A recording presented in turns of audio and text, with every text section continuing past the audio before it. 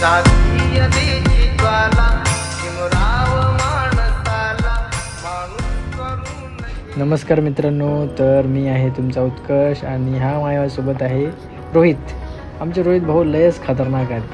ते का तर तुम्हाला काही वेळात माहीत होईल.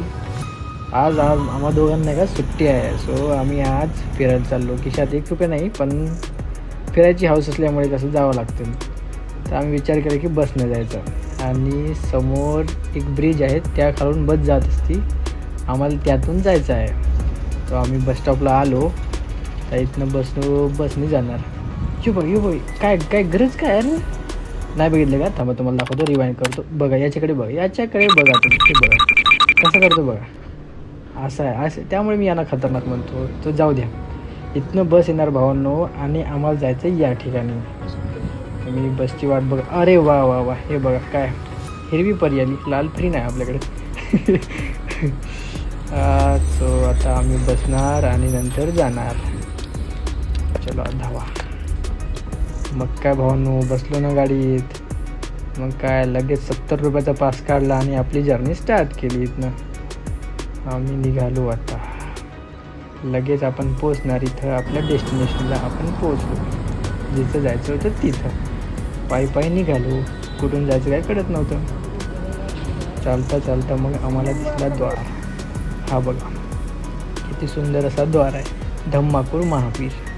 आतमध्ये गेल्याबरोबर सुंदर अशी आम्हाला बुद्धांची मूर्ती बघायला मिळाली. त्याच पाठीमागे एक पिंपळाच्या झाडाखाली छोटीशी मूर्ती ठेवलेली होती आणि एकदम शांत वातावरण, थंडगार वाटायला.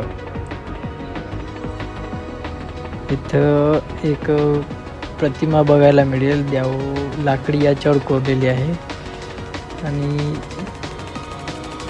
इथं डॉक्टर आंबेडकरांचा पुतळा पण बघायला मिळेल तुम्हाला.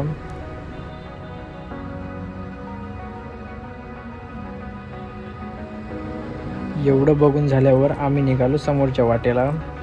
माझ्या लेफ्ट साईडला एक थोडं उंच डोंगर आहे. त्यानंतर आम्हाला जिथं जायचं होतं आम्ही तिथे चाललो. रोहित भाऊ फुल हवेत होते.